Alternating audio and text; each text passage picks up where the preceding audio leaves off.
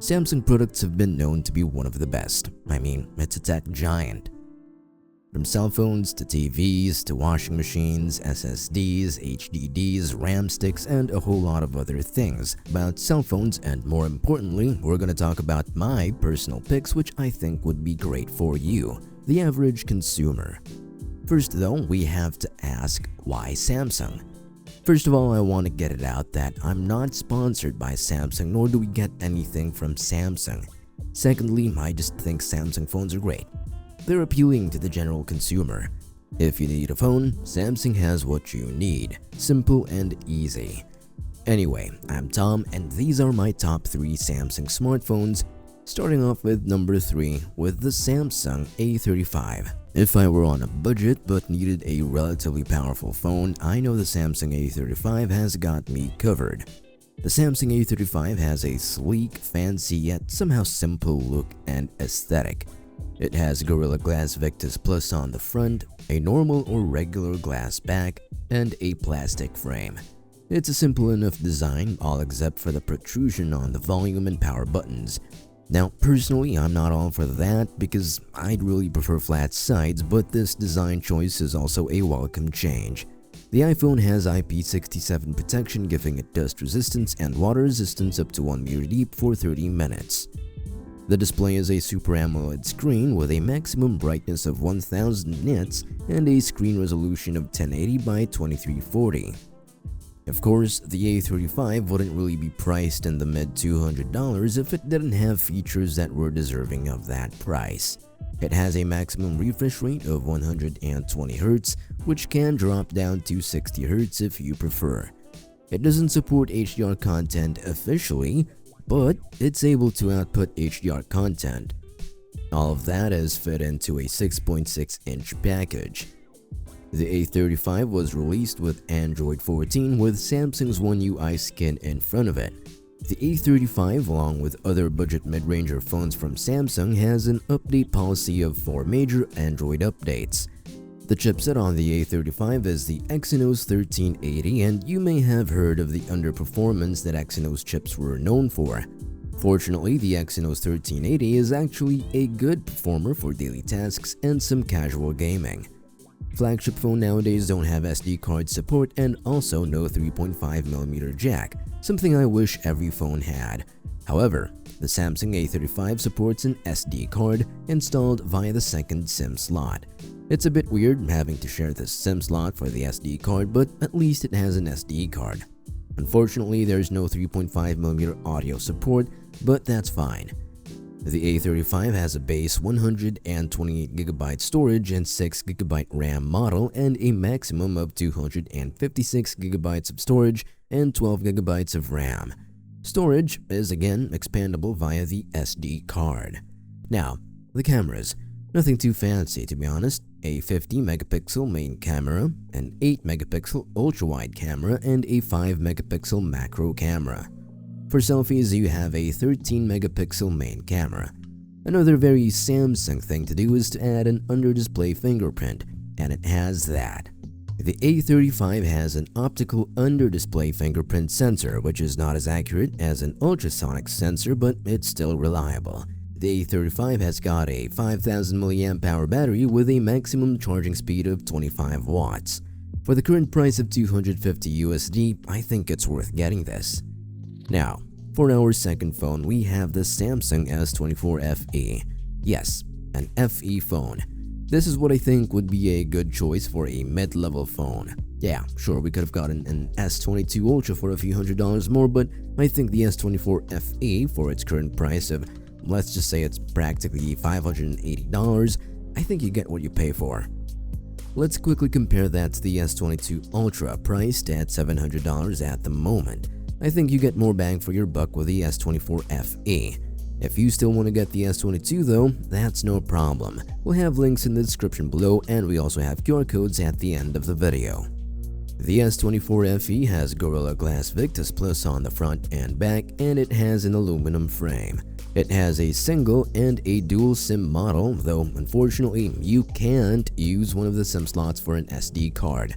This phone is also capable of utilizing eSIMs.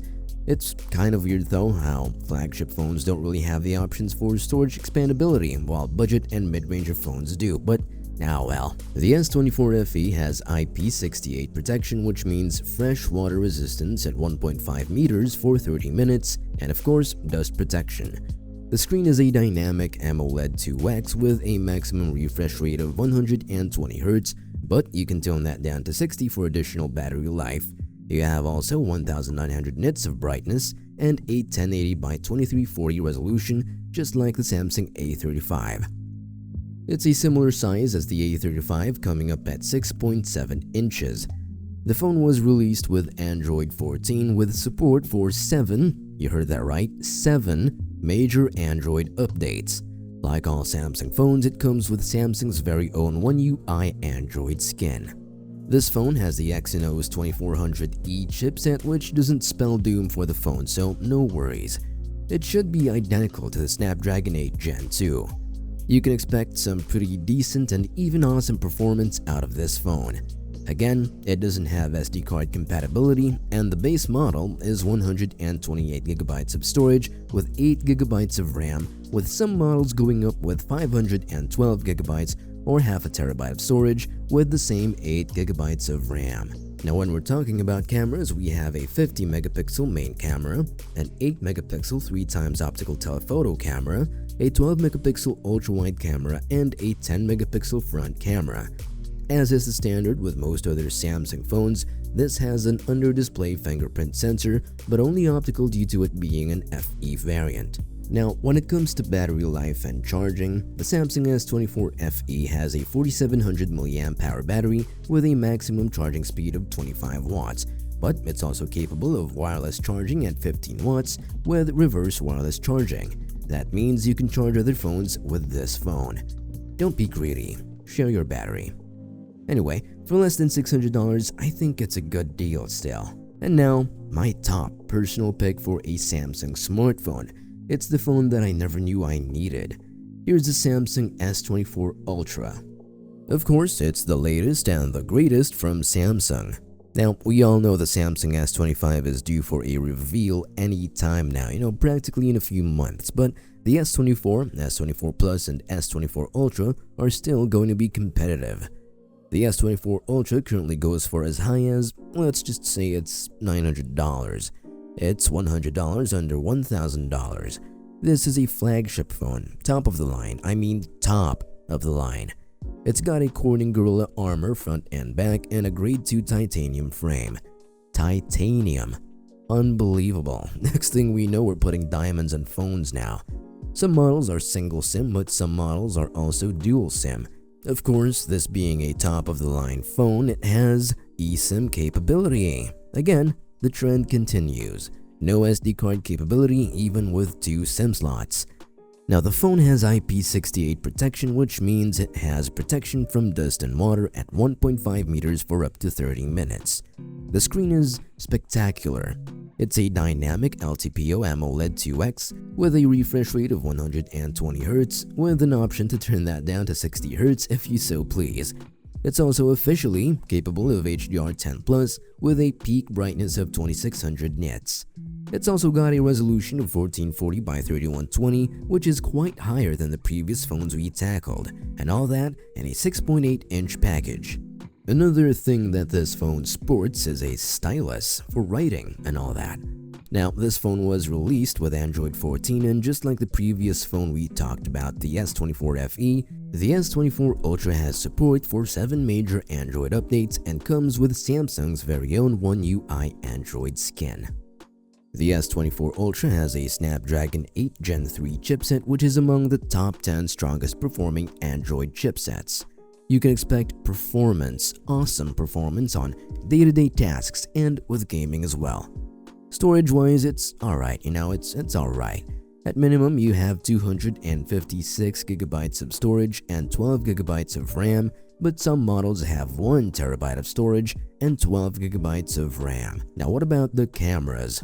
You've got a 200MP main camera, a 10MP 3x optical telephoto, a 50MP 5x optical telephoto camera, a 12MP ultra-wide camera, and a 12MP front camera. As is standard with Samsung phones, the Samsung S24 Ultra comes with an under-display fingerprint sensor, but this time it's an ultrasonic sensor, which is more accurate and reliable. And so we come to the battery.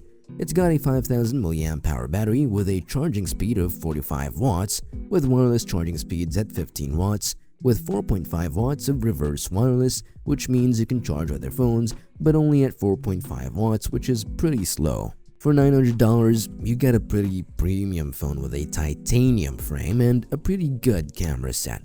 I think that's worth it, especially with 7 years worth of updates, and so that's about it. We'll have QR codes displaying in a few seconds, or maybe you could show them now, or if you want, you could just take a look at the description below for links to those phones. Anyway, I'm Tom, and I hope you enjoyed this video.